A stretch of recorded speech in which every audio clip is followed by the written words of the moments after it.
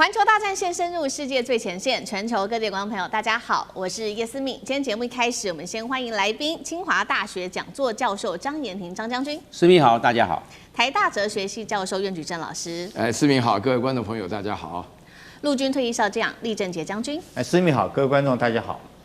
好，觀眾朋友，今天節目一開始再次的提醒大家，因為我們的節目持續的上 YouTube 的熱播影片，在國際的排行榜中越來越好了。謝謝大家持續的看到 YouTube 上面的熱推薦，記得幫我們按下熱推這2個字之外，如果沒有看到，也歡迎大家在留言板持續的幫我們留言，寫下熱推2個字，讓我們持續的一起來關注美伊之間的這一場戰事。今天節目一開始，我們要特別來關心到是審判倒數，現在這個納坦雅胡乾脆直接開火了，他空襲的黎巴嫩已經釀成了至今上千死傷，被轟說他是用戰爭為自己的政治來續命。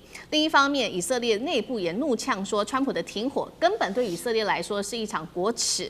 川普的部分則是面臨內外交火，現在 Mega 自己內部反噬，美國從拒戰到現在強推，恐怕青年要上戰場嗎？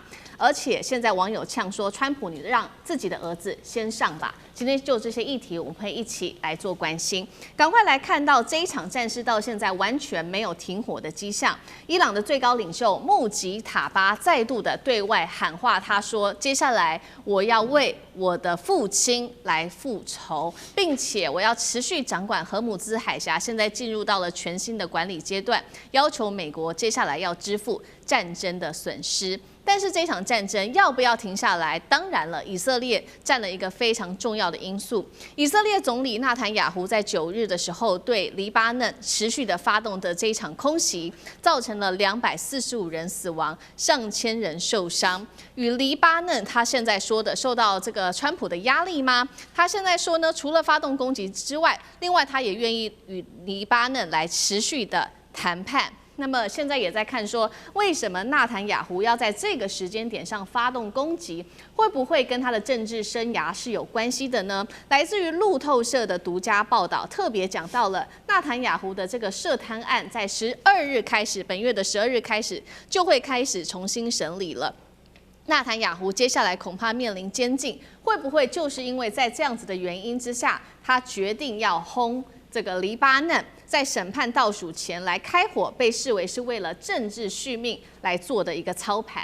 另外一方面，看到以色列的內部也完全的炸鍋了。以色列的議員怒嗆川普說：“你去和伊朗談判，對於以色列來說就是國恥。”以色列的反對派也說，這場外交操作是以色列史上最大的一個災難。不過，我們也來看到英國衛報針對以色列的各種動作做出了諷刺哦。他認為納坦雅胡這一戰3大目標到現在打了半天是全落空，包括沒有推翻伊朗的政權，沒有得到核武啊，現在是連實質削弱伊朗都談不上。而是3月以來，我們看到以色列光是對於黎巴嫩的攻擊，造成了死亡人數超過1800人，當中有許多都是孩童，至少有130名的孩童，另外還有120萬人至今流離失所。今天節目開始要特別請教苑老師，納坦雅胡在這個涉貪案要開審之前前夕對黎巴嫩開火，造成上千死亡，就是為了自己的政治續命，還是為了國安的需要呢？同一時間，伊朗我們剛剛看到了穆吉塔巴說他要為父報仇，那麼以色列的內部則是喊說停火是國恥。現在看起來是不是沒有人願意停下這一場戰爭？苑老師怎麼看？這個納坦雅胡啊，為了自己的政治續命啊，已經搞了2年多了哈。為什麼呢？因為從這個2年多以前的這個阿克薩洪水事件，就是攻打這個哈馬斯的時候啊，一開始還裝模作樣的，不忍心太狠啊。那時候我記得我在節目中還討論過，有轟炸了一個醫院呢。以色列還強調說沒有。之後的話呢，就完全改變。現在的話呢，整個這個加沙走廊跟這個大安區一樣密集啊，現在被炸得簡直不像話了。那我必須要坦白講啊，這個納坦雅胡啊，他是一個納坦雅胡這個姓在以色列是很有名啊，因為他哥哥是突擊隊的隊長，然後在烏干達事件裡面就是說受傷以後被打到頭，然後就帶回来就是個屍體。那納坦雅胡自己也幹過突擊隊啊，就是也是幹過軍人，那個手段的極其兇殘。但是以色列這個國家非常有趣啊，以色列這個國家的話呢，他們長期來講啊，我對這個事情稍微有一點認知啊，因為我在研究的範圍當中啊，我們這個裡頭哲學教授這個特拉維夫請來的人比較多，跟他們聊過。然後猶太人他們基本上有一個共同的一個國家安全危機意識啊。我曾經問過一個以色列的教授，在特拉維夫過來的，我問他說：“你們為什麼要對阿拉伯人這麼兇殘呢？”啊，他們開的玩笑都是非常兇狠的笑話。然后他跟我講說：“我們不能失敗啊，阿拉伯國家可以失敗一次可以再來，但是我們只要失敗一次，我們全國就完蛋了。”就這個仇恨就深到這種程度，所以納坦雅胡就是利用這種仇恨的這種程度啊。首先第一個的話呢，納坦雅胡呢就是去強調戰時的領袖的話呢，基本上就是為他的政治續命。所以說他在這個稍微大家有一點都停火的曙光一出現的時候啊，連那個川普這個講話這麼狠的人都會強調說，只要你說我贏了，我就可以接受這個伊朗提出來的10個條件作為談判的基礎的話，納坦雅胡馬上進攻了黎巴嫩，打死了245人，這個是有1天以內死亡人数最多，大家要搞清楚，攻擊的是貝魯特，是黎巴嫩的首都。然後第二點的話呢，就是對於納坦雅胡來講的話呢，他會動用美國猶太人的力量來牽制美國。你想退門都沒有，你要進來了你就不要想走。然後第三點的話呢，我必須坦白講，以色列也是一個宗教國家，也是一個一神教國家，甚至更瘋狂、更勇猛。所以以色列目前為止在國內支持納坦雅胡的人還真不少嘞。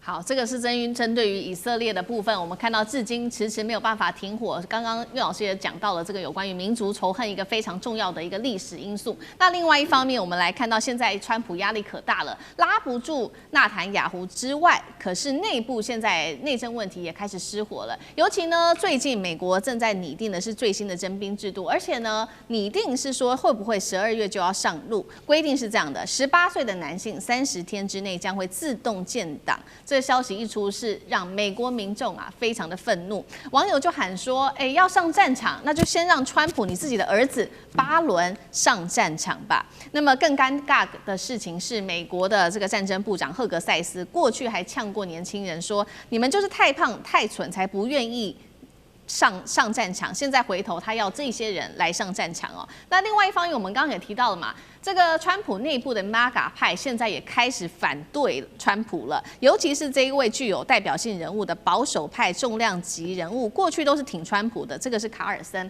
我們看到畫面哦，他特別提到了對伊朗的毀滅言論，他認為是非常邪惡的，呼籲官員拒絕執行這種各種傷害平民的命令，直指川普有失智的風險，應該要解除他的職務。那麼也看到目前美國民眾對於川普的支持度，2個民調。第一個來自於 CNN 的民調，70%民眾反對川普再砸2000億美元打伊朗。另外一方面，路透社的最新民調，川普支持率跌到36%，當中經濟滿意度創下了2屆任期新低，還不如拜登呢。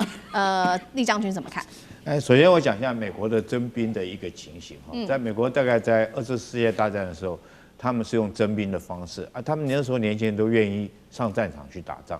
為什麼呢？因為日本偷襲了珍珠港造成所謂重大的傷亡，那激起所謂的這種國仇家恨，那有這種動力，所以他們願意去這個參加徵兵去打這場仗。雖然說2次世界大戰我們看到美軍在不管是太平洋戰場上面，或者是在歐洲戰場上面，都付出很慘重的傷亡代價哈。但是那個時候並沒有引起這個美國整個社會的一個反戰的情緒。但是2戰結束之後，美軍將徵兵改成募兵制，也就是說自願役。可是到了越戰的時候，由於在越戰上面，美軍又付出很慘重的傷亡代價，兵源嚴重的募的兵嚴重不足，他又改回徵兵制。那這個時候就美國很明顯的社會上面這個彌漫了一股就是所謂反戰的情緒。我們美國那時候開始，大家在這個起一個問號：我們為誰而戰？為何而戰？為什麼要讓我們子弟平白喪命在越南那個戰場上面？所以說越戰結束以後，他又改回所謂徵兵的方式哈。但是美國這個川普他的第1任的時候，他的國防部長叫艾斯培，他曾經寫過一本書回憶錄，叫《一觸即發》哈。我特別去看過這本書，其中這個美國國防部長講的徵兵應該是最正確的。這個他的回憶錄敘述美國徵兵的這種情形來講，應該是最正確無誤的哈。那艾斯培怎麼講美國的徵兵呢？他說美國現在符合這個18歲到25歲符合募兵，然後他講的是募兵哈，就是願意這個來當志願役的人數裡面，扣除掉扣除掉就是什麼肥胖，就是這個赫格塞斯講的也沒錯，美國確實年輕人很多是有肥胖的情形，還有精神疾病的問題，還有濫用藥物的問題哦。扣掉這些人，還能夠參加募兵的只有1%而已，人數嚴重的不足。而且這1%，這個他是國防部長嘛，他還講說各軍種都在搶。美國總共有幾個軍種，陸海空陸戰隊啊，還有所謂海岸巡防隊哈，都在搶這些年輕人，就是徵兵廣告到處都是。可是他們徵兵狀況來講非常的不好，也是因為如果說是國無敵國外患哈，大概大家年輕人誰願意去當這種兵啊？尤其是說這個20次世界大戰到現在，美國發動的戰爭都是一些不公不義啊，不知為何戰，都是政客在打的仗。中東的那幾场戰爭哈，從這個美國大概20次世界大戰結束以後，只有卡特當總統的前3年沒有打過仗，其他都是在外面用兵，但是用的兵都跟美國國土平常講沒有直接關係，所以你這個自願去當志願役募兵的這種意願越來越低，那現在更是如此。其實不要講說美國自己兵源不足哈。所以他開始現在想要說，是不是必要的時候，如果說真的發生美國國家發生重大危難，兵源不足，他還是要開始恢復徵兵。所以他現在做這些徵兵自動的建檔，等於說為將來萬一真的美國需要大量兵源的時候預做準備了。其實不只是美國這樣，以色列現在也面臨兵源不足。雖然說以色列這個從軍的意願非常的高哈，他這個國土很狹小。但是現在他們很抱怨一件事情，以色列有一種正統的猶太人，叫哈雷迪猶太人。這批猶太人是不當兵的，你知道，他們不當兵，也不工作，也不節育，所以生的到處都是。然後他們薪水從哪裡來？是以色列政府付給他們的。那付給他們薪水，現在以色列自己因為兵源不夠嘛，他們這次為了打這個黎巴嫩南邊的真主黨，總共動員了40萬的預備役。這個我特別強調是預備役，就是已經是後備軍人。再徵調回來就40萬，那現役的不算，又徵調40萬，那你想想看，這個連整個社會裡面也是會彌漫一股說是不公平。那為什麼這些他們自稱自己正統猶太人就可以不當兵？那我們就要被徵召回營去，尤其是在戰場上面哈，這個面臨的生死存亡，血肉橫飛的情形。所以以色列現在哈，這個也因為兵役不足的問題，也正在傷透腦筋。所以戰爭絕對不是好事，戰爭絕對會引起民眾的反感，也會影響民眾的生活。好，現在看起來美國方面是在未雨綢繆嗎？為接下来是不是也有更大的戰事要預做準備？所以有所謂的這個徵兵制。當然，美國民眾非常生氣，要川普的兒子自己先上戰場好了。針對此，將軍又怎麼看？我認為這個伊朗戰爭呢，美國尤其美國總統川普動搖了他的基本盤。我認為這個是個轉折點。因為川普本來還做得還可以，包含這個在1月3號去對委內瑞拉把馬杜羅抓到美國去審判，馬杜羅就是委內瑞拉總統。那到這邊還可以，但是後面就不行了。尤其是伊朗戰爭打4天，結果被人打了40天。換句話，在這個一方面，他沒有達到決定性的戰果。然後他現在面臨3股壓力，我認為這3股壓力還沒那麼容易解決。第一個，國際的壓力，你看這次北大西洋公約組織另外30個國家，沒有國家願意出兵去到荷姆斯海峽來，沒有一個要跟美國站隊的，因為他們怎麼認為？幫助美國就是幫助以色列，那以色列一直在屠殺所以他們不站隊。你看看，包含德國、法國、英國、意大利、西班牙那麼多國家都沒有站隊，全部都不站隊。本來還有點消息說立陶宛願意派2萬地面部隊去幫忙，後來也就不，因為大家要團進團出所以他這個消息也就沒有了。所以國際的壓力，這包含在這個亞洲的，包含日本、韓國也都沒有說要去幫助美國去在這個荷姆斯海峽來做疏通、來打通、來幫助，沒有，連後勤都不願意排，何況是正規軍呢？第二個，我認為面對的是國會壓力。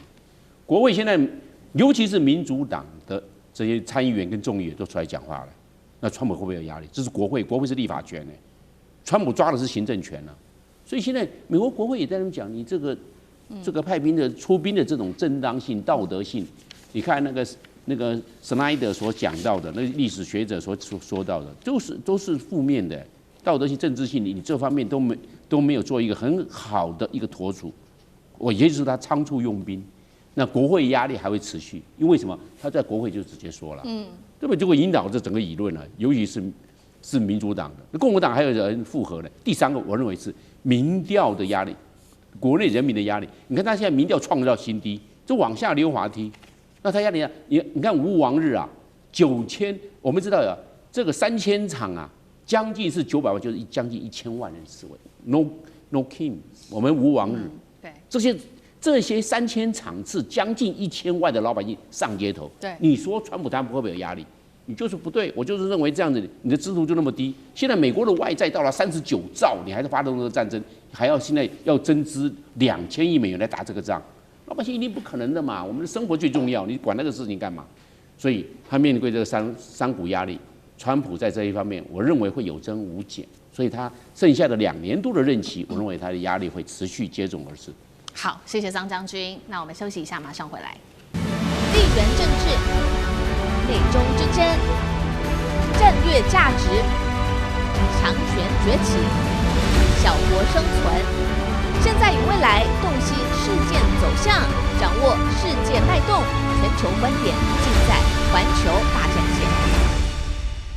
我們持續要來關心的是這一場美軍奪右是否失敗。那現在呢，我們今天就這個真相來特別做一次比較深入的一個分析曝光了。另外，核武門檻現在可以決定的是生死的博弈，尤其伊朗現在密藏了8000公斤的核材料，要暗度陳倉嗎？今天就這些議題，我們會一起來做關心。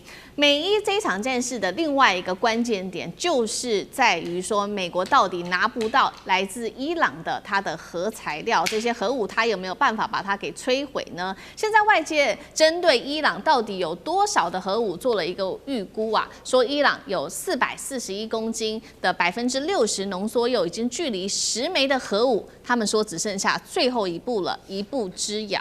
那接下來這些核武的問題怎麼去解決呢？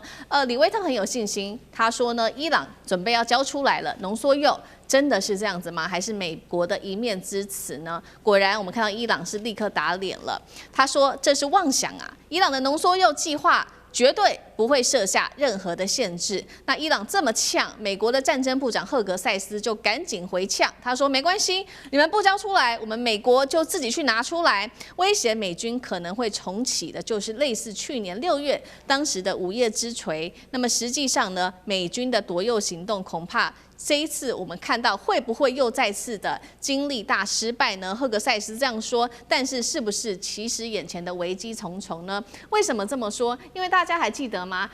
在這一周我們特別講到的是說，美軍去拯救這位 F-15E 被打下來的飛行員。那這一場行動也被視為其實不只是要救這個飛行員，而美國真正的目的就是要奪取濃縮鈾。那麼川普還說這個他們的這個救援行為是成功的，行動是成功的，是復活節的一個奇蹟。但是呢，被外界視為說你救人確實救成功了，但是你的戰損非常的高之外，你要奪取濃縮鈾的這件事情根本就沒有達成。這當中還有4大美軍失敗的地方，而且是非常非常弔詭的地方。好，來看到是什麼呢？就是說美軍你不是說你要去救人嗎？但是我們看到這2位飛行員。他們掉下來的時候，彈射的落點差400公里啊，救援地點卻靠近伊斯法罕的核設施，離這麼的遠，你真的是要救人嗎？還是你其實是要奪取核武呢？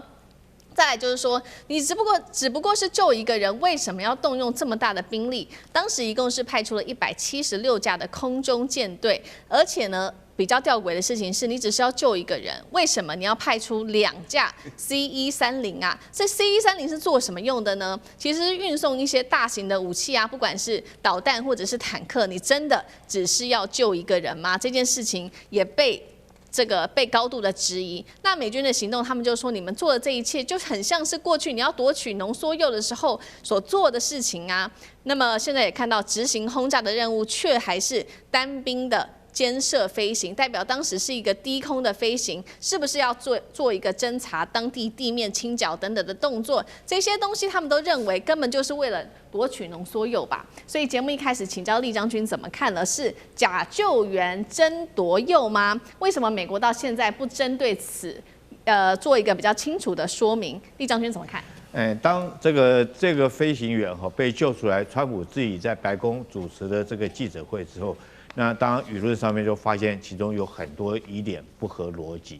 那第一個是地點哈，我這邊給各位看，這張圖是。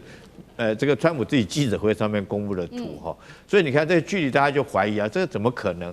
說戰機是在這個伊朗的南部這個地方被擊落了墜毀，但救援的地方距離這邊哈，如果按照美國白宮的記者會所述的這2點的距離有150英里，也就是說242公里這麼遠。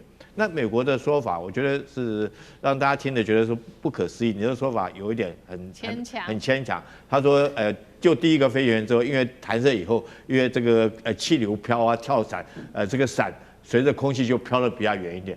那我自己跳過傘，我知道你再怎麼遠也不會飄到說是幾百公里那麼遠，對不對？那非常危險的。所以這很遺憾。救援地點在這個地方哈，這個當然第一點讓民眾起疑。第二點哈，如果說你第一個飛行員可以救到的話，應該第二個飛行員你可以用同樣方法就可以救到嘛？因為什麼？第一個飛行員用黑鷹直升機把它撈走以後，那第二個這個你一樣可以這個用直升機黑鷹直升機就夠了。你為什麼要動用到176架的各型飛機哈？那我在講這176架有什麼形式的飛機？第一個哈是運輸機哈，C-13動運輸機；第二個是就黑鷹直升機哈，是這個通用直升機。另外還有特戰直升機有6架。叫做 MH-60的那種特戰直升機，還有 A-10攻擊機，對地面負責火力掃射跟攻擊的。那還有空中加油機，光加油機動用到46架次。我老天爺，你到底多少飛機在天上飛，要用到46架次，要替這些戰機來加油？這是第二個，大家懷疑說你很簡單的，應該是低調，趕快把人撈出來，一架黑鷹進去哈，頂多就是 A-10掩護，把人救出來就走了。就你動用到那麼多的飛機，那再來。第三個整個救援的行動，就確實是跟躲右的動作一樣。第一個，這2架這個運輸機下去，它為什麼要選擇在這麼遠的地方？因為這麼遠的地方才可以降落C-13洞，因為它有一個跑道在那邊，有個廢棄的農場，所以他找到這個跑道在這個地方，他用C-13洞。那降落的時候採取阿富汗式的降落，就是俯衝下去有拉平降落，出來大概150個這個美軍的特戰部隊，那它是怎麼樣？一下來以後，它立刻形成一個空降堡，把這個地方構築一個堡壘，這是兵力。那火力呢？它用 A-10攻擊機在上空密切的巡邏，只要發現有阿富汗的部隊過來的話，它就伊朗的部隊過來，它就這個火力攻擊掃射。那在更外圍，它用什麼呢？用無人機監控整個戰場。掌握到這個伊朗的革命衛隊的動作，所以說構成一個很嚴密的監視網，從這個無人機到這個 A-10攻擊機到地面的部隊，然後中間保護的是這2架的C-13洞，所以很明顯的，你說是救人需要動用這麼龐大，然後你降落地點事實上跟那個後來他們證明跟那個飛官這個降落傘降落地方也差到20公里遠嘛，他後來他就說用這個小鳥直升機去把人接過來的。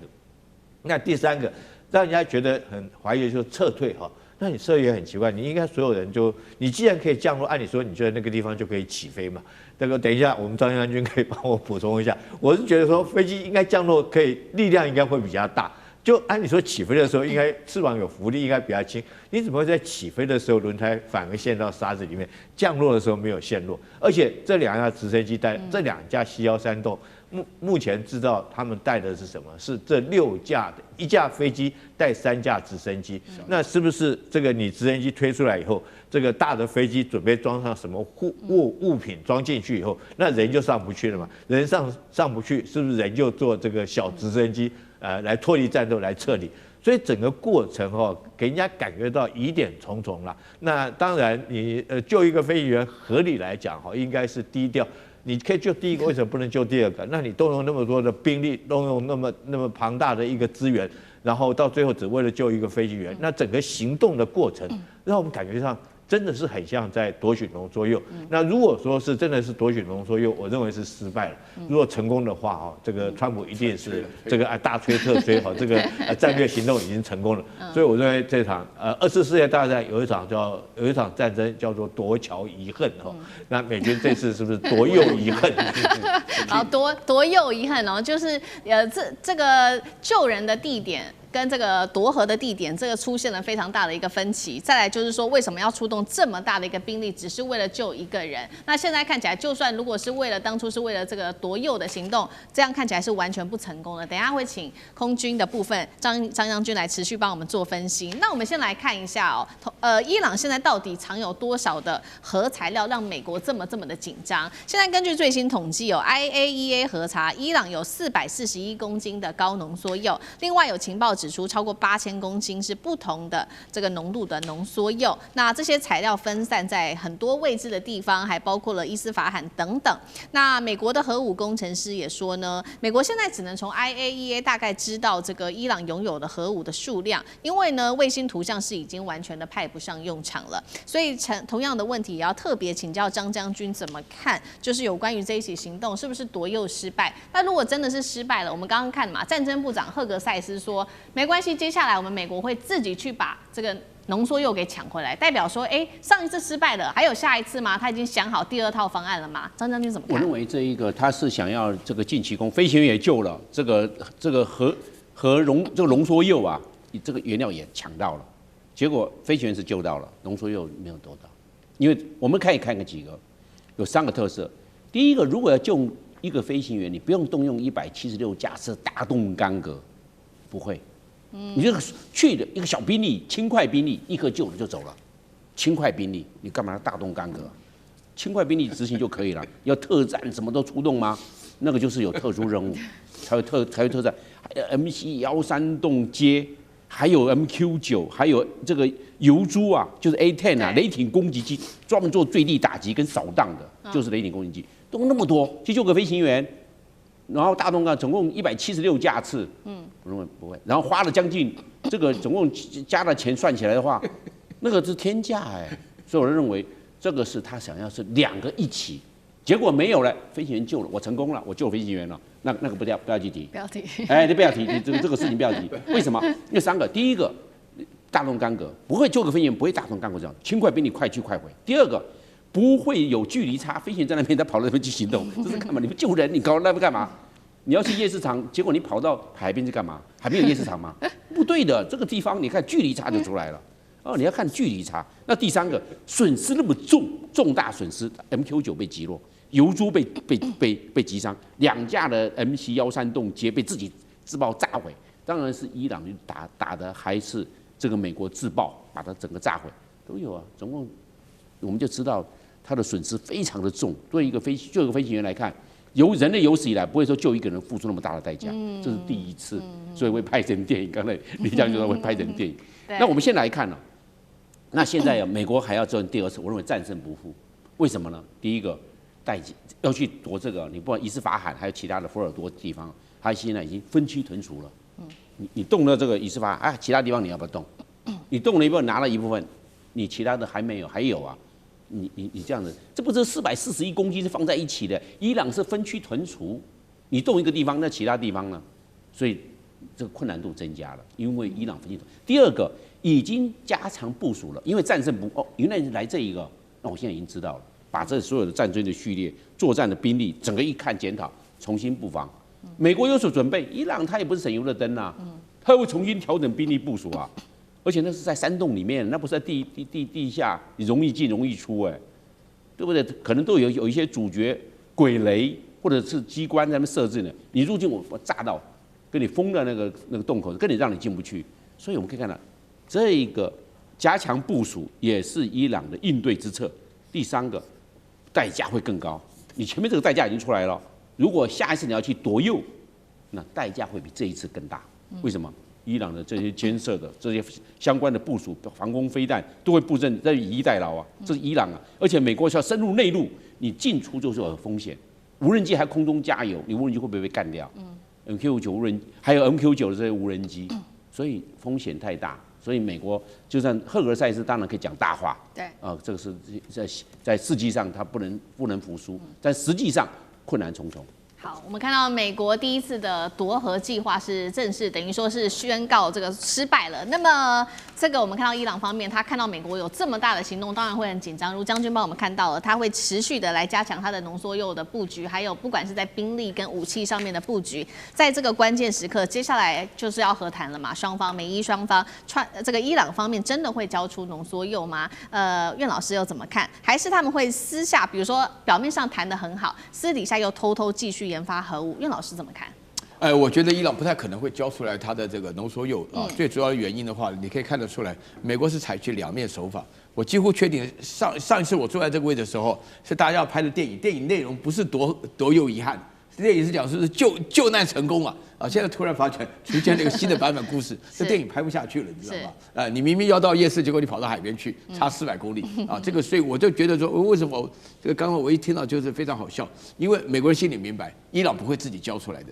而且伊朗本身的話呢，看到朝鮮成功的案例，看到以色列成功的案例，他們心裡明白得很啊。為什麼巴基斯坦有今天這個地位啊？然後那個沙特這麼有錢，要跟這麼窮的國家軍事聯盟啊？然後那個為什麼印度啊現在突然之間要想當大國，都是因為有了核能力啊。所以說濃縮鈾對於這個國家的話，不管你發達不發達，不管你強不強盛，你都是一個重要的一個鯉魚躍龍門的一個關鍵點。那伊朗現在過去被制裁了47年，原來呢伊朗本身來講。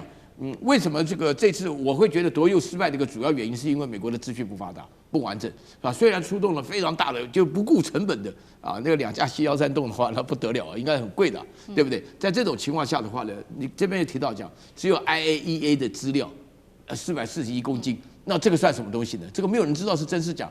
但是伊朗本身原來在2月28號以前是同意放棄了製造核武器的情況下，濃縮鈾的目的是為了國內的發電，或是說為了國內的民生需用，所以說跟 IAEA 配合，每次都不斷的跟 IAEA 是國際原子能總署裡面報告他們有濃縮鈾有多少公斤啊什麼的，就是按照這一步一步來。所以美國得到的訊息就這樣子，但是它地上到底藏在哪裡？那當然是分開的嘛。所以你叫這個叫做這個伊斯法罕這個地方到了，那福爾多這個地方，那各個地方還有很多新的地方。那伊朗本身來講的話呢，哪裡幾公斤的東西放在哪個地底下不一樣？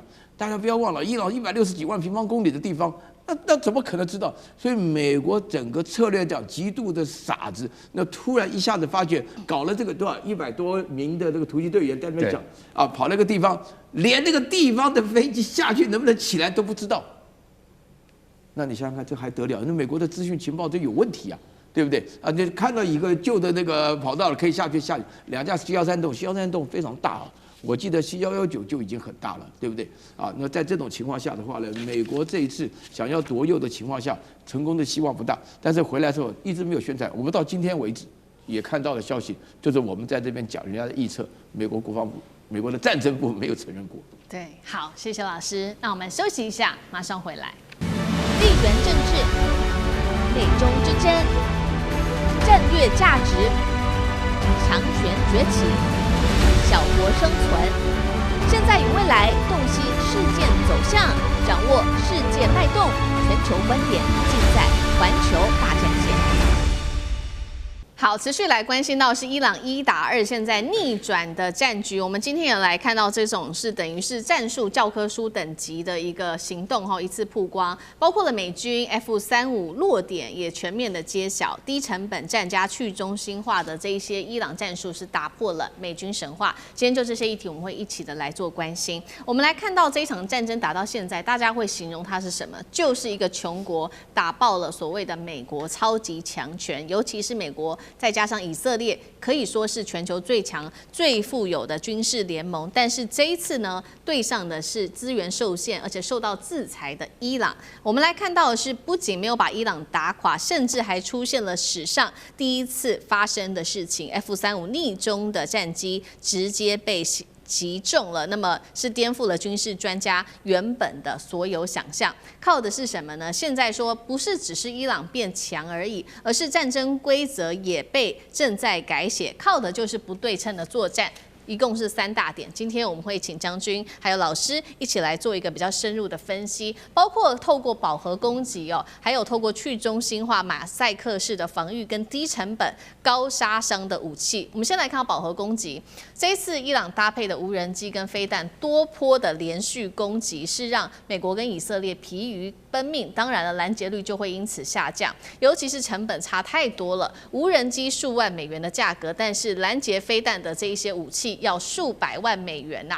再來就是去中心化、多節點的這種分散的作戰也奏效了。最後是低成本、高殺傷的武器，包括了這些自殺無人機跟他們的新型自殺無人機這一款叫做雷茲1。低成本讓美軍是非常的頭痛的。再來，它還有集束的彈頭，造成的戰爭是以這種降雨式的方式來做打擊。再來就是武器都很便宜，殺傷力也不大，但是加總起來卻可以致命的。戰場上面的效果我們也看到了，導彈擊中的這個命中率一直在提升，現在已經達到數倍了。以色列的攔截系統則是開始非常的感到疲憊，美軍海空資產都持續的遭到消耗，而且持續的燒錢。對於川普來說，壓力其實是非常非常大的。所以節目一開始，我們也特別來請教酈將軍怎麼看伊朗的這些低成本打的這些美以的高成本體系。目前來看起來，伊朗整體的戰術最強的部分又是哪裡？接下來其他國家會不會也學習複製伊朗的這一套，來未來對付美軍？酈將軍怎麼看？來，第一個我們看飽和攻擊哦，伊朗這是很明顯的，它所謂飽和攻擊，它用的是低價的無人機，或者是說它初期的時候用的是一些比較老舊型的導彈，對以色列還有對美軍的這些基地發動攻擊。我們從以色列初期的時候，它的這個伊朗的導彈突破以色列的防空的火力來講，命中率只有3%。初期戰爭剛開始的時候只有3%，但打到後期的時候，它現在命中率已經提升到27%，很明顯的提升了9倍哈，所以代表說是它這個飽和攻擊確實達到它的效果。另外我們來看哈，這個以色列的攔截率來講的話，在初期的時候，它大概我們講包括到劍2、劍3這種高空攔截的導彈哈，大衛投石或者是這個鐵穹系統哈，整體來講的話，它初期的時候，它的防禦力可以防禦到80%的防禦力。但是到現在啊，它大概只有4成的防禦力，很明顯的被飽和攻擊來壓垮。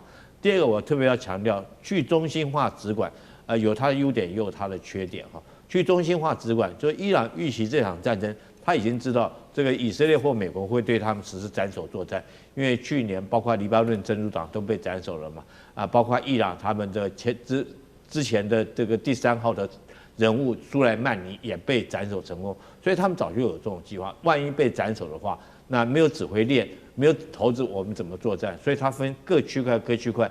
你們最重要一件事情就是你們要知道這個整個作戰的任務是什麼，然後你在這場作戰裡面，你這個單位所扮演的角色是什麼，我都很清楚。這個很重要。我舉個例子來講，比如說我是無人機部隊，那這場戰爭裡面，我的角色所扮演的，我主要就是攻擊美軍的雷達站。我的任務是在這個地方，然後我要借着這個無人機來消耗美軍的這種防衛的武器哈，所以他在這個時候他就會發揮這種功能。那比如說我是一個這種導彈部隊，我是重型的先行的導彈部隊，我就知道說我一定要等到美軍或以色列的这種防衛導彈消耗差不多以後，我才開始發動我的導彈攻擊。所以每一個人必須了解自己在整個作戰裡面他所扮演的角色，他都很清楚，而且有一貫的指導。他一直在做，但是現在問題就出在這個地方。為什麼這次說伊朗這個跟美國說大家停戰2週，雙方還繼續在打，甚至有說伊朗還繼續在發動攻擊？我可能認為說是因為就是去中心化指管的關係。比如說我的命令沒辦法下去，那下面的部隊他還是按照他原來既定計劃，他繼續在打，什麼幾月幾號或打到什麼程度，他發射什麼樣的導彈，他沒有正式接到通知，說這個戰鬥目前停戰，他可能沒有接到。所以這是去中心化這個指管啊。另外來講，低成本我們都知道了哈，這是這個伊朗所發射的，不管是這個所有的這種無人機或導彈，它成本2萬哈，那你美國就要耗損400萬的攔截導彈去攔截。我覺得除了這個成本之外哈，另外還有幾點。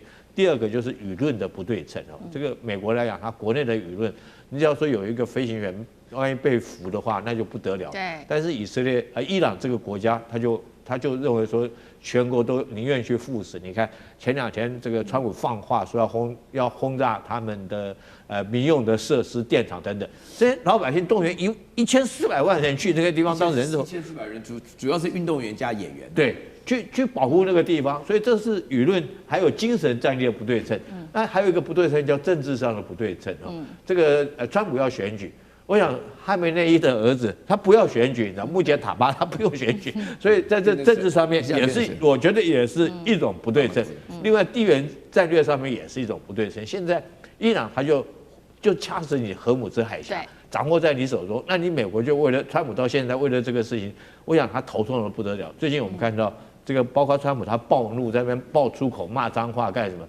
可見的，川普已經是這個就是這真的是氣急敗壞，這個進退兩難了，才會這種又爆粗口又罵粗話，所以這也是一種地緣戰略上面的一種不對稱。所以這次的戰爭，那不能說是我們光看武器的不對稱哈，其實包括輿論、精神戰力，還有這個政治後面的背景，還有國際的關係，我覺得美國反而是處在一種這個比較劣勢的情形。好，這個將軍幫我們統合了非常多的這個美伊之間在這場戰事上面有非常多的不對稱戰。那特別我們在持續的講到剛剛講的不對稱戰當中，將軍也提到了嘛，軍事上面的不對稱，尤其是命中率哦，現在伊朗是提升了9倍，那美國跟以色列的防禦力則是直接降低了50%的一個高幾率。最震撼的一點，我們持續關心在軍事上，就是 F-35這次被擊中，而且不是什麼高端的導彈，伊朗的高端導彈去擊中的，而是自主研發的一款叫做 Product 358。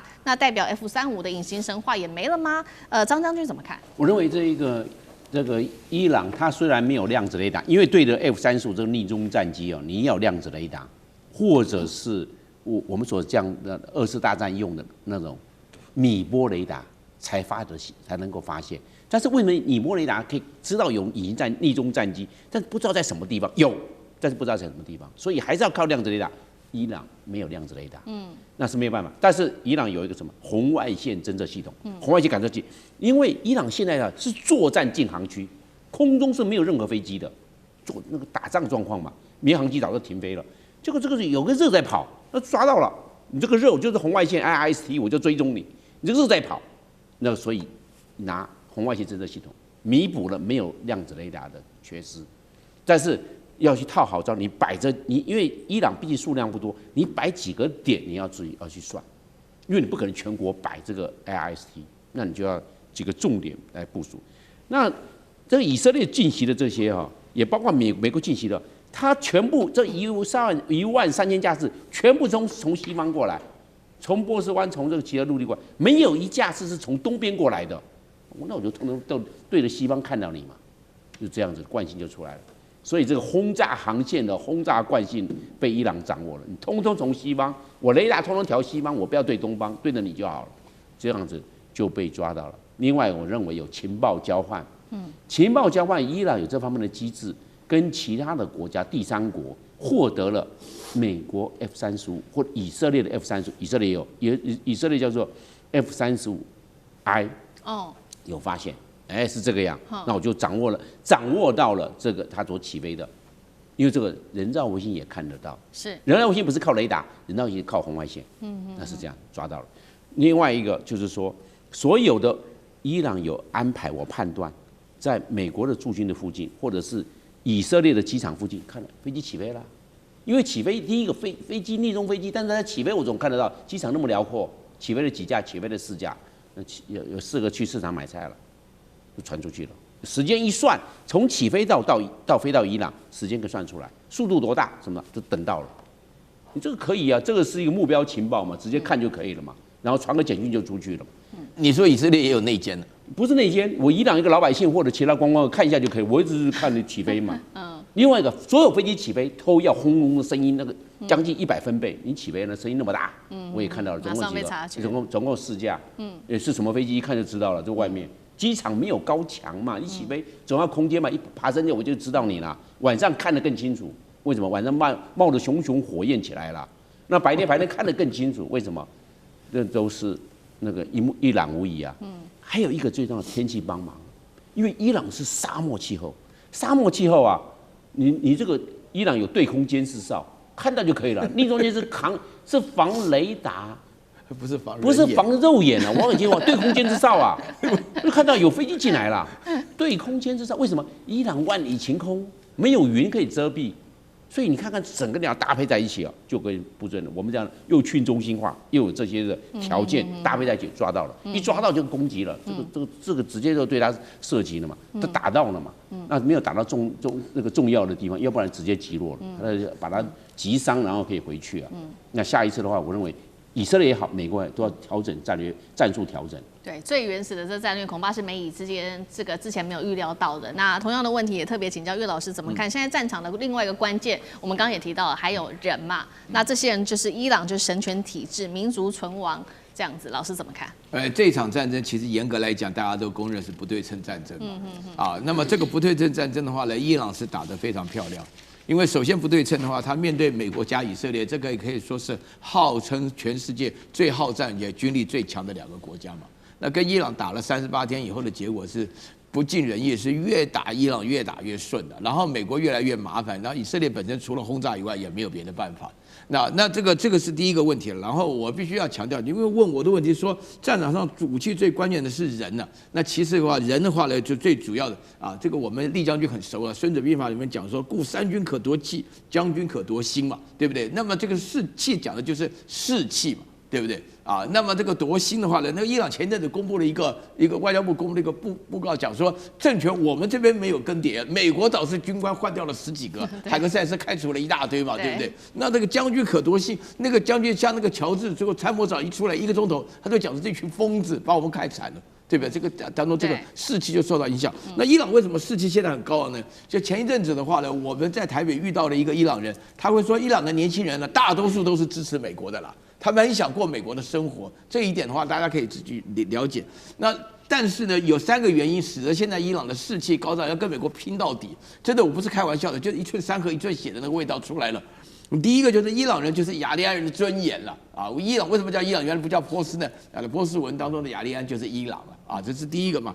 第二個的話呢，他們信的宗教那個什葉派是極其忠誠的。我記得赫梅尼那個時候，1979年我19歲，赫梅尼從巴黎回來的時候的第一次投票啊，得票率是98%啊！那大家都支持他。然後2伊戰爭打的時候都是用人肉戰車啊，人肉啊，以人為主啊，沒有戰車的啦。啊，然後第3個的話，是美國跟以色列的殘忍了。那第1顆炸彈就把他們的宗教領袖幹掉了，然後第2顆炸彈就把他們一個小女孩的學校幹掉了168人，7歲到10歲的小女孩，這不是血海深仇是什麼？對不對？那大家要了解，那在這種情況下，那伊朗本身來講，它就是要想盡辦法要讓大家覺得美軍是所向無敵的這個形象打破就夠了。對，然後在底下的話呢，有很多國家希望美軍不是所向無敵，他們就會大致上會提供一些幫助啊，不管是做什麼樣的幫助，我們雖然情報有限，但是大家可以了解到，就是說伊朗做的事情都是非常具有廣告效應的。比如說我們剛剛將軍講到說是 F-35被打下來的過程，我聽了就覺得好笑，不曉得是支持 F-35厲害，還是說 F-35被肉眼就看得到啊，就會覺得說所有的問題都會出現這種情況，這不是靠士氣，靠什麼？是，好，謝謝苑老師。那我們休息一下，馬上回來。地緣政治，美中之爭，戰略價值，強權崛起，小國生存，現在與未來洞悉事件走向，掌握世界脈動，全球觀點盡在環球大戰線。以色列嘲笑川普是膽小鬼哦，尤其納坦雅胡還嗆說沒有停火這一回事，休想停火。川普是全輸了嗎？打不贏，現在伊朗還要規定在荷姆茲海峽要付費，讓海灣國家的人痛批川普到底在搞些什麼事？今天就這些議題，我們會一起來做關心。趕快來看到哦，這個美伊戰爭的這一場戰火，川普他現在看起來是勸不動所有的人，不管是伊朗完全不受他的威脅，再來就是他的盟友叫他進攻，這些盟友也不動作，甚至連以色列哦，是不是都不把川普的話當成一回事了呢？好，我們來看到的是這個川普為了怕美伊的停火會破局，他已經要求了說，納坦雅胡他不是在9號的時候攻擊黎巴嫩嗎？他要求納坦雅胡啊，你在軍事行動上面要低調一點。那接下來納坦雅胡怎麼反應呢？他完全看起來是不給川普任何面子的，拒絕停火。他雖然說好了，我會跟黎巴嫩談，但是確實到現在還是持續的邊做攻擊。也就是說，納坦雅胡現在做的事情就是邊打邊談。川普要他低調，他完全沒有低調。好，再來持續看到的是更尷尬的事情，是以色列的國家安全委員會的主席直接在這個社群上面發文，還敢嗆川普，說川普你看起來像一隻鴨子。自嘲他是個膽小鬼哦，可見呢，我們看到這些官員對於這個美國啊是完全的不放在眼裡的。所以節目一開始特別請教張將軍了，為何以色列他拒絕聽川普的停火要求？難道以色列也認為川普會塌口，所以現在強硬起來嗎？張將軍怎麼看？我認為以色列考慮到這3個因素，第一個就是說黎南地區啊，他想要加沙化，把這個黎巴嫩南部地區，以色列把它占下來，然後变成緩衝區，然後可能將來屯墾移民，將來會不會占領類似在葛蘭高地一樣？因為葛蘭高地1800平方公里啊，就是以色列這樣子從敘利亞撈過來了，那是不是也要複製這個葛蘭高地，複製加沙走廊，這樣先占屯墾移民，然後占領？因為以色列它國土面積非常小，22000平方公里，大概就台灣的2/3。所以他要的是這個生存的反生的攻擊，他占下來了，你叫他停火，現在要叫他還回去嗎？所以我認為第一個因素，他現在作戰節奏，以色列也掌握了對黎巴嫩真主黨這方面的攻擊，攻勢作戰地面上，以色列因為以色列這個地面戰很厲害啊，直接出境往北邊一壓過去就把黎南占了，是這個樣。我認為這是第一個因素。第二個因素啊，我認為是個人因素，就納坦雅胡的問題，他要繼續玩下去，為什麼？戰爭繼續玩嘛，加沙走廊玩，黎南地區玩伊朗，這玩下去之後，他的個人的弊案就不會接受調查，因為在戰爭國家處於戰爭狀態，根本沒辦法選舉，也沒辦法啟動司法調查，這樣子，納坦雅胡就可以在戰爭的保護傘下面，他繼續領導以色列繼續作戰，這納坦雅胡個人的因素嘛，他要想到這些啊，那一旦這個戰爭平息了，那開始他要接受司法調查，他面臨的是這種一連貫的司法的壓力，他就面對了，那就不一樣了，態勢轉換了，本來是自己主動權了，他現在是被調查了，那只有實務上事情，我認為個人因素非常的大。第3個，我認為啊，他這一次啊，對伊朗動手，對黎巴嫩，他成功的，大家有成功的地方，就是把川普美國拖下水了，好不容易拖下水，等到下一次以色列發動對伊朗這個黎巴嫩南部地區黎南地區動火。美國會不會再支持啊？對，美國會不會跟一起動啊？未必哦。這一次好不容易拖下水的，好好玩一把。因為美國還沒有抽身啊，還在對伊朗這邊有動作。那我這時候為什麼不是這個勢如破竹，一路推下去，繼續玩下去，讓美國玩這一把還沒有玩完？所以啊，這個川普想要停手，但是納坦雅胡不想停手，美國只好被牽着鼻子繼續玩下去。對，現在以色列等於牽着美國的鼻子，而且還罵這個川普，他說看起來像一隻鴨子，就是很孬啦。那另外一方面，其實罵川普的還不只是以色列而已。現在川普面臨的壓力還有來自於天主教的教宗，這是來自於比較道德方面跟精神層次的一個指責。我們來看到最新消息，這個天主教宗梁14次，我們知道嘛，他已經多次的公開批評川普，他說摧毀、威脅伊朗的文明令他無法接受。那其實呢，這位梁14世他在正式的當選教宗之前，也過去曾經批評過川普對移民是極度不尊重的，尤其是針對於這一次 F-15E 的這個飛行員不是被救了嗎？川普說這個叫做復活節奇蹟，但是教宗批他說這個叫做耶穌帶來的是和平而非戰爭啊，覺得川普只會自己滿足自己的私慾哦。另外一方面，我們來看到戰爭部的官員早在今年1月份哦，就已經針對這個天主教想要做一些整頓嗎？因為他在1月份召見了這些教廷駐華府的大使，對他們嚴厲訓話，而且跟他們說呢，你別管這麼多了，接下來我們擁有想做什麼就可以做什麼的軍事力量，你糧食44世最好站在美國這一方啊。那有一位官員也搬出了當時的一個歷史案例，這個是亞維農教廷14世紀法國國王扶植對立教宗來對抗羅馬的故事。川普更狠了，你看畫面上這張照片是 AI 生成的，他特別說呢，發布了這一張扮成教宗的 AI 圖片，好像就是說他要另立教宗嗎？這畫面一出，當然了，這個被批是這個對於這個教宗大不敬等等有各種的批評，岳老師怎麼看？我自己是鲁汶天主教大學畢業的，我的博士在裡面。我們學校是全世界最古老的天主教大學。我跟大家介紹一下，什麼這個字念 Avignon Papacy 啊，意思就是在歷史中稱之為大分裂，意思呢那時候冒出來3個教宗。啊，那其中的話呢，在阿维尼翁的話是現在的法國，我去過這個地方，是法國國王的話呢，要想不聽教宗的話，自己自立一個教宗，意思就是跟羅馬分庭抗禮了。那這個情況，我覺得川普這個人的話呢，他被以色列講無能啊，是應該的。就以色列的觀點來講，你的無能被我騙就是無能了啊，現在不想跟我打也是無能了。然後另外的話，川普是很無恥的了，他提到錢的事情就很無恥，他到現在大家都會覺得說和談無望的時候，他還想跟伊朗說，我們開個公司來分這個荷姆茲海峽裡面的過路費啊，他這樣子。然後另外他很無知了，他很無知。我們通常來講的話呢，你對於這個文明與宗教要維持一定的尊重的態度了啊。那麼首先講文明的話呢，事前的話呢，這3天前他還講說要把整個伊朗的文明完全消滅掉。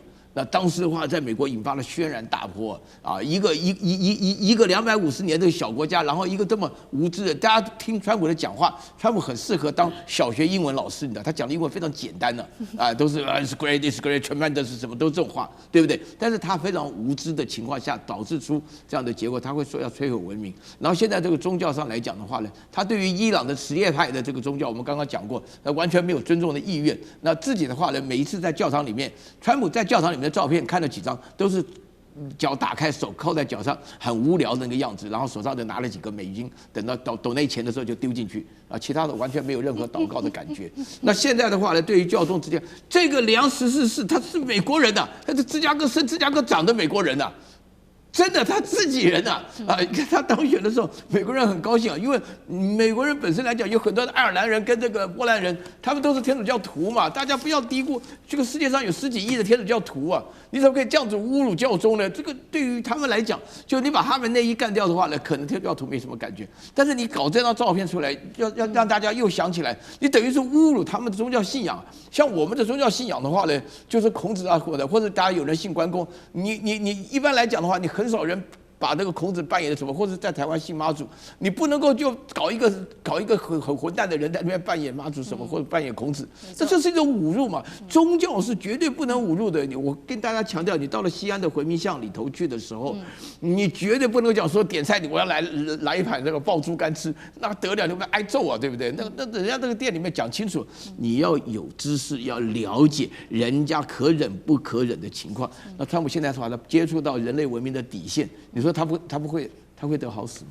对，好，這個是來自於這個包括了這個天主教啊，整個教宗對於川普表達他的不滿。那其實呢，不只是來自於天主教啊，以色列對於美國的批評。現在其實波灣國家原本是跟美國比較友好的波灣，也在批評美國說，現在呢還要這個荷姆茲海峽被伊朗給剝一層皮，還要收所謂的過路費，以前是不用收的耶。厲將軍怎麼看？當然這場仗哈，這個越打越回去了哈。這個川普很明顯的投機不成失八米，他本來想要控制住伊朗，結果沒想到這場仗打下以後，反而讓荷姆茲海峽的控制權完全落入伊朗的手中哈。那這後果會有多嚴重？因為這邊原來是屬於國際海域，大家都可以通行的。那如果說伊朗這次哈，他開了這個先例之後，那試問一下，以後土耳其可不可以控制博斯普魯斯海峽哈？啊，包括到這個西班牙，它可不可以控制這個直布羅陀海峽哈？那新加坡可不可以控制馬六甲海峽？大家都有樣學樣，大家都收錢。那對全世界來講事實上會造成國際秩序，由於是金融、能源秩序的一場大混亂。那確實沒錯，現在荷姆茲海峽牢牢掌握在這個伊朗的手上哈。他怎麼用什麼方式呢？它第一個哈靠近，我們知道這個所謂荷姆茲海峽大概南北兩端，北邊這邊是靠近伊朗，南邊這邊是靠近阿曼。那伊朗現在在靠近阿曼這邊哈布置了水雷，所以逼着所有船只都必須要從北邊來通行。那伊朗來講，從這邊哈，它開闢了2條航道啊，一條是北陸航道，是你要進入這個波斯灣的話，你要從北邊這邊走。那南邊那邊是出來，它給你區分好南北，從這邊分別走。可是不管是南或者是北，這個航路哦，都是很靠近這個伊朗的本土。也就是說，伊朗自己本身可以隨時要對你這個郵輪，如果檢查沒有通過的話哈，這個不符合它的規定，或者是說你想說暗闖。它在路上就可以對你發動攻擊，比如說在它路上的火炮射程之內，在無人機那更不用講。所以每只船只經過都要經過它的同意，經過它的審核。那當然，它也可以借這個機會來收取它的通行費。那當然，對全世界各通行商來講，這個尤其是石油航商來講的話，他們當然非常生氣啊。本來我們都可以走好好的，由於你川普打這場。